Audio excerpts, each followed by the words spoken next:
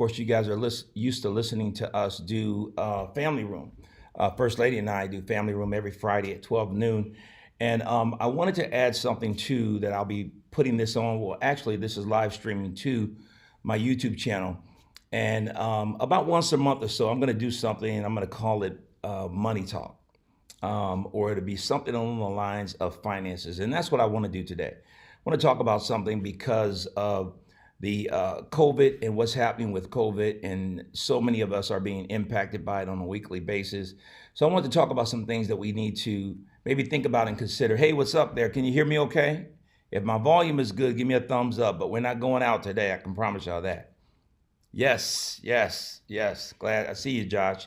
Appreciate y'all. Melvin, what's going on, man? Marvin, what's going on? Good to see you, man.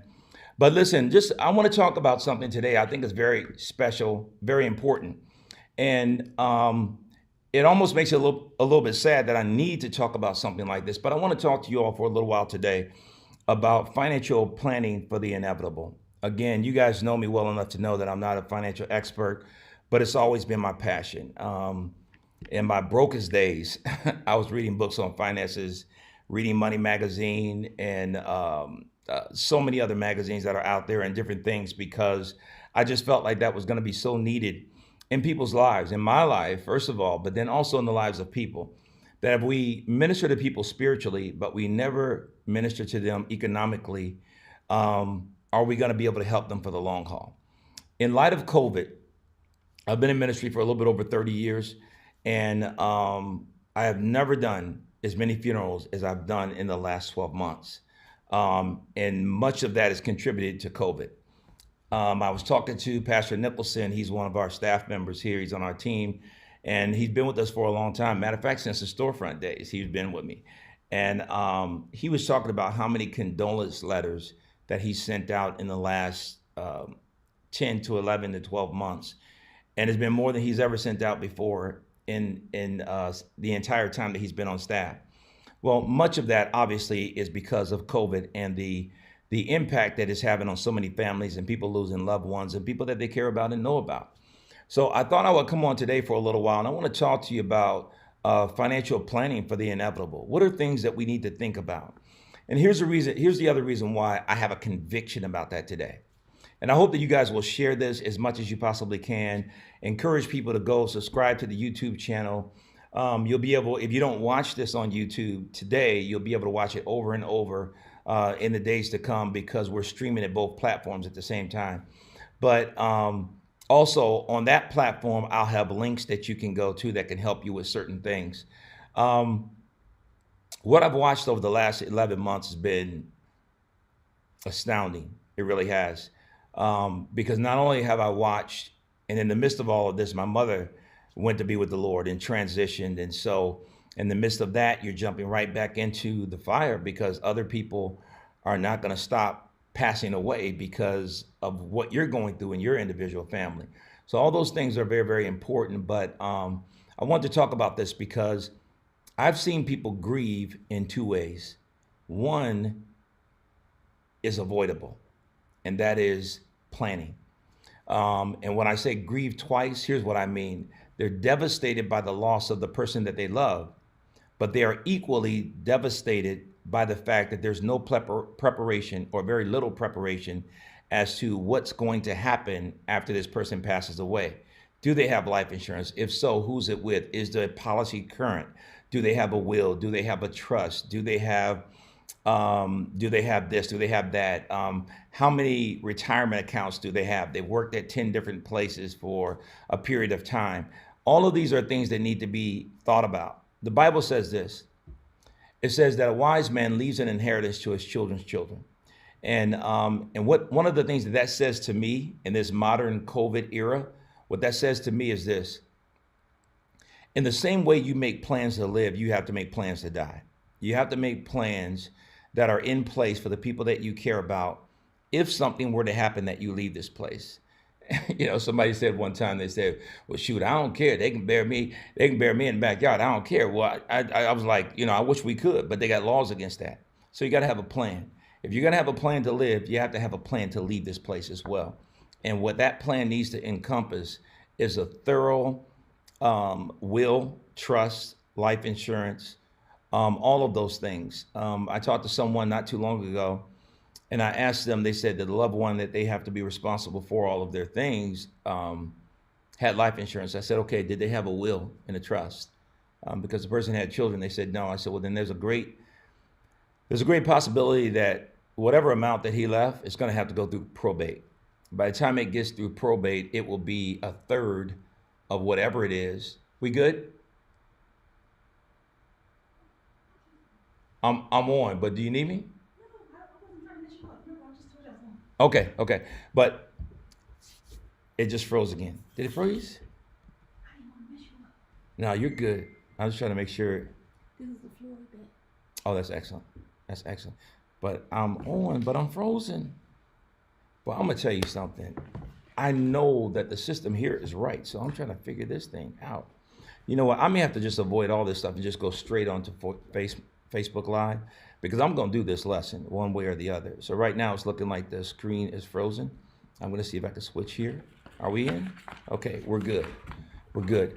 So yeah, we're back on. I'm sorry about that, ladies and gentlemen, but I'm glad that you guys are on. So let me try to get this going before we have any, interruptions or any challenges with the screen or anything like that.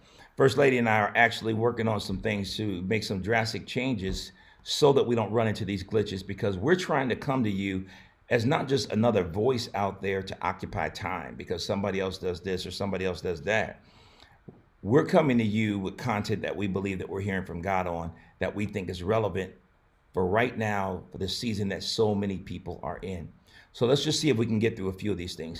Here's a basic one to think about, that if you have someone that's going to be responsible for what you leave behind when you pass away, here's something that you should consider. You should consider getting a password managing app for your phone and putting it on theirs as well and activating it. You know what that does? If you don't leave here for the next 20 years, every time you update a password through that password manager, it will update on the phone of the people that you care about. Something happens and they have to get into all of these things, they know how to access it because everything is right there on their phone. That's something that you can consider. Several other things that you can consider. I kind of have a list of them, and I'm going to go through these just a little at a time. No particular number, but I want to hit a few of these. I'm only going to give you the ones that I think are going to be relevant for you and for all of us right now at this time. Is you have to have a will. You have to have a will. Some people say, I heard my mother say this one time. She said, well, John, I don't have a lot. And I said, Mom, sometimes it's not about what you have. It's about what you want when you leave here, so that you don't have siblings going back and forth and one saying, well, Mom would have wanted this. Mom would have wanted this. Boy, if there's a will, you could say, this is what Mom wanted. And everybody gets a copy. You're able to walk through those things together, and everybody starts setting a plan in place. I see you out there, Peter. Thanks for being a part, man. One of our deacons there, Australia. I love the accent. I wish I could talk like that, but he's from Australia. Incredible accent. I love it. But so a lot of things you can think about. One is you got to have a will. It's important to have a trust, and it's important to have it updated. Here's something that I recommend also. I've heard so many people say, well, if something happens to my mother, I'm in charge. And you know what my response would be to that? How can you be in charge of what you don't know you're in charge of? Because you don't have a copy of it from your mother. You guys have never sit down and verbally talked about it and worked out plans and gave you a platform where you could ask her questions. So what are you over? You might just be over bills. You don't know, but you have to be able to have communication. You shouldn't even accept that responsibility until you know what you're going to be over. And it's not to say that you're basing what you do for them off of what they have the capability of leaving. It's just to say, I can't be over something and ignorant to what I'm over.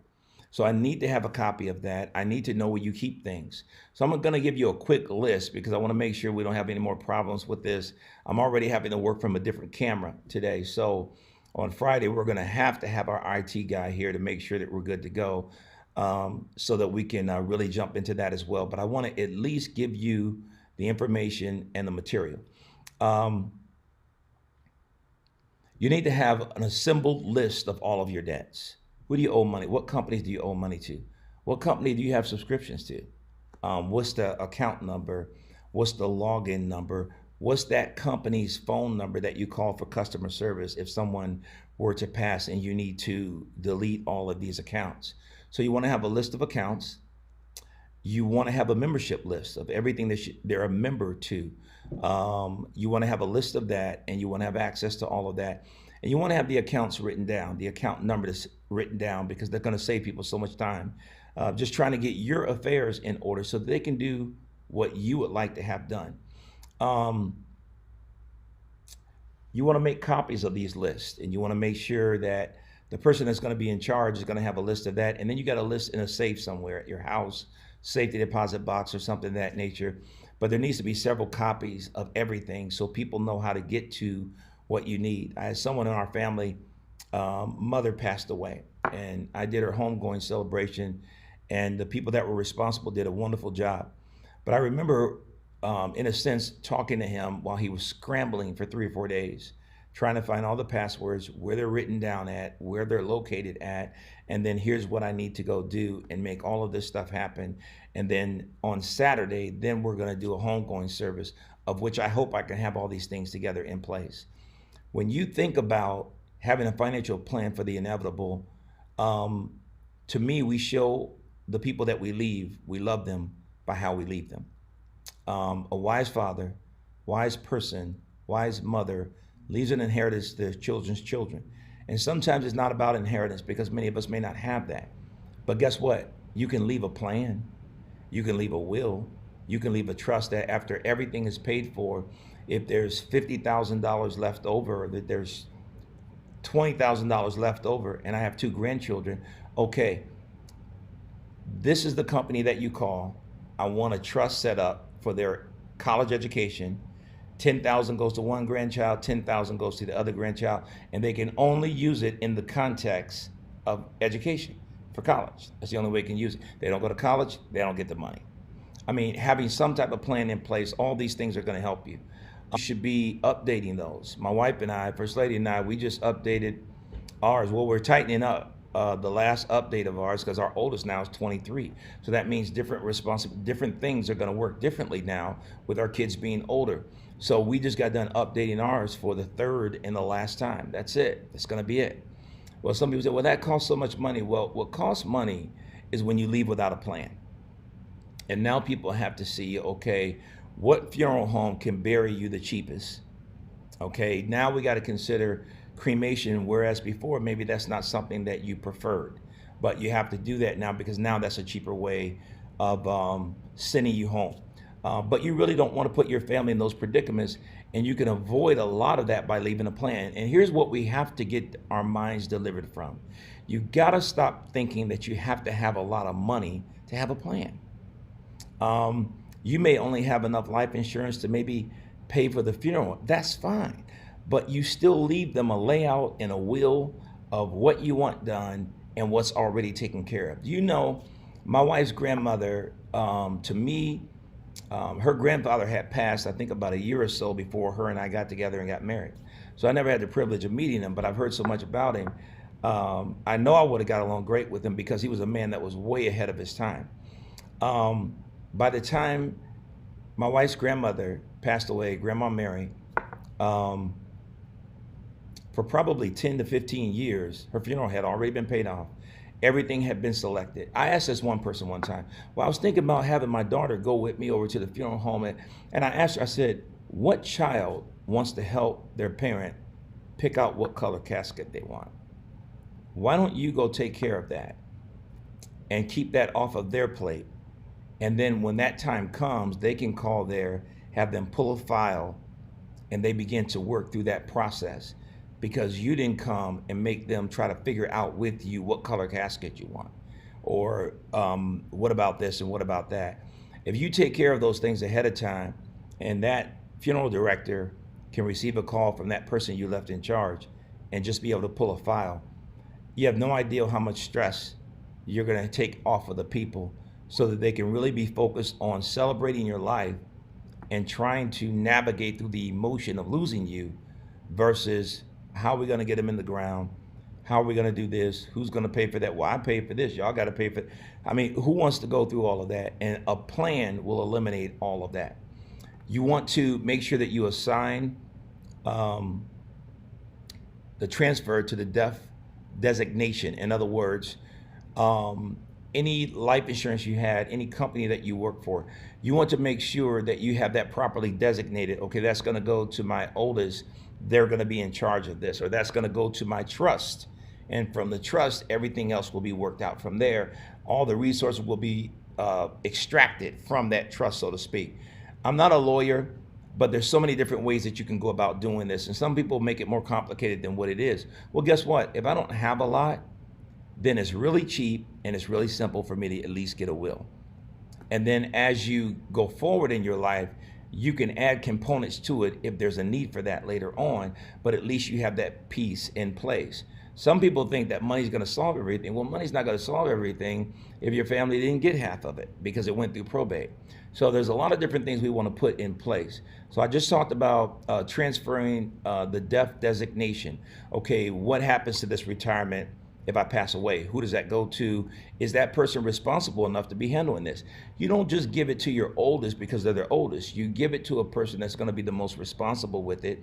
And sometimes it can be more than one person doing that. You can have a backup person designated that if something were to happen to this person, this is the person that will oversee all of those things. You want to have an estate administrator, someone who goes through all the fine details of everything that's going to take place. You have to have a will that's been drafted. We talked about that a little bit earlier. You need to regularly update your will, look at it from time to time so that you know what's in it, you remember what's in it, and you need to make sure that you're getting the person that's going to be in charge if you leave this place, updated copies of everything that they're going to need when you're gone. If necessary, you can go to an estate attorney that can put things together now while you're still here and show everybody how everything is going to function when you're gone. Find out what their fees are. Get all those things established now so that people know what to do. Simplify your finances.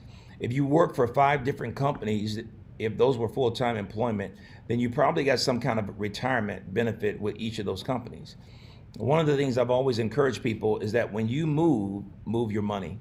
So if I've been working on a job for 10 years and I decided to change my career to this and work with this company, then I need to move, it's my opinion, that is, I move my retirement account to where I'm currently working and make that a part of the account that they offer. So every time I move, my money moves. And every time I move, my money moves, guess what? We make an adjustment so that if something were to happen now, that trust is going to be supplied by the resources coming from this current job. There's a lot to think about.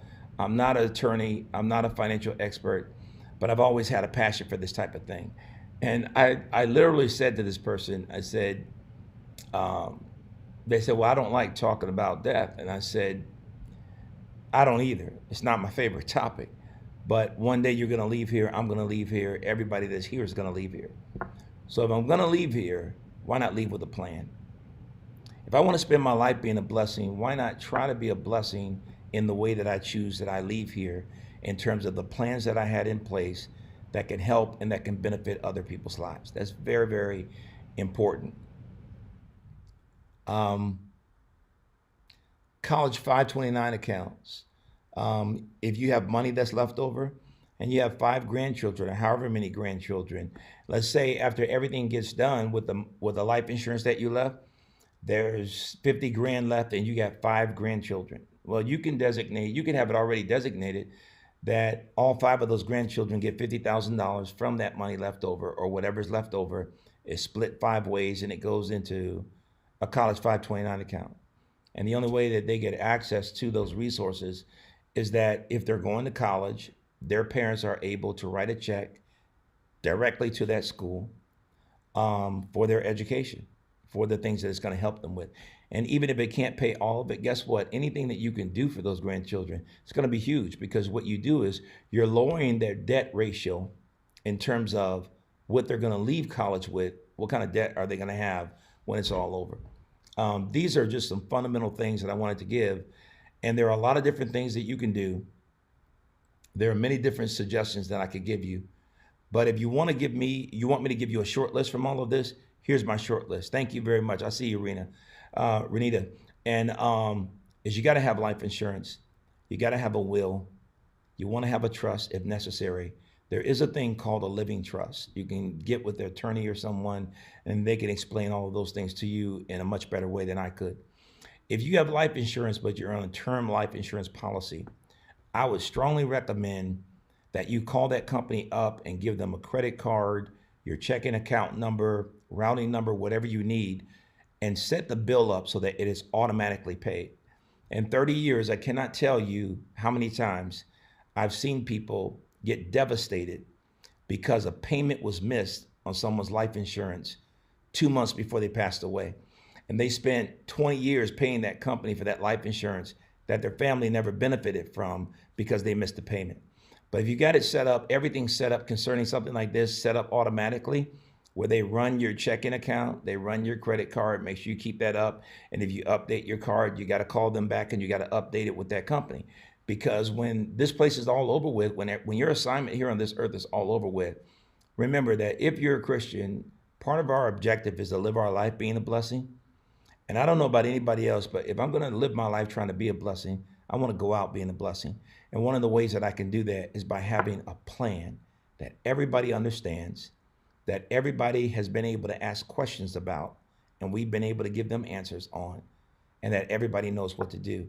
If you can go as far as having everything in place, even with the funeral home, so that your children make one phone call and the process begins when that time comes, you're going to put them in a position where they can navigate through losing you and loving you and knowing that you're always going to be a part of their life. You can keep them in a place where they can focus on navigating through their love for you and the loss of you versus navigating through how are we going to get her in the ground? What should we do? What's the cheapest option? Can this person give us $500? Can cousin so-and-so do this? Can my uncle do this? Can my grandfather that's a preacher do the service? It's not planning. That's called panic, not planning. And I want to encourage you to put a plan in place. If you fail to plan, you can plan on failing. So I hope that some of this encourages you. Obviously, it's not either of our favorite topics, but I hope that something's been said that's going to be helpful for you, helpful for me, and most of all, helpful for the people that we leave behind when we leave this place, because we had a plan in place. They were able to navigate through the season of getting over their loss of us and missing us and moving their families forward. I don't know about you, but it would be incredible, in my opinion, to be able to close my eyes the last time knowing that my children's children will be able to see a little bit of benefit from what their grandfather, who is no longer here, was able to put in place before they left it. I think it's so important. So God bless all of you guys. I see you out there. I see the comments. Thank you so much. I see the comments over here. A plan is always a good thing. Amen. Take the sting out of death. That's awesome. I got to give you some screen time on that right there. I got to give you a little bit of screen time on that. That is awesome. A plan will take the sting out of death. And if you know what he's talking about, he's referring to the verse in the Bible that says, "Oh, death, where is your sting?"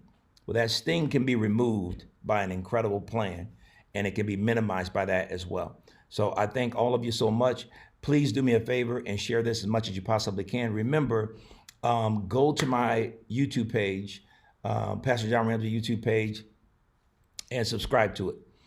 Because every week I'm adding links to things that I think are going to be beneficial to people as we talk about different subjects. So make sure you go there right after this, subscribe to it, be blessed. We hope to provide things that's going to make your life easier, better, full of power, full of optimism, and full of faith. God bless you. God keep you. We will see you guys real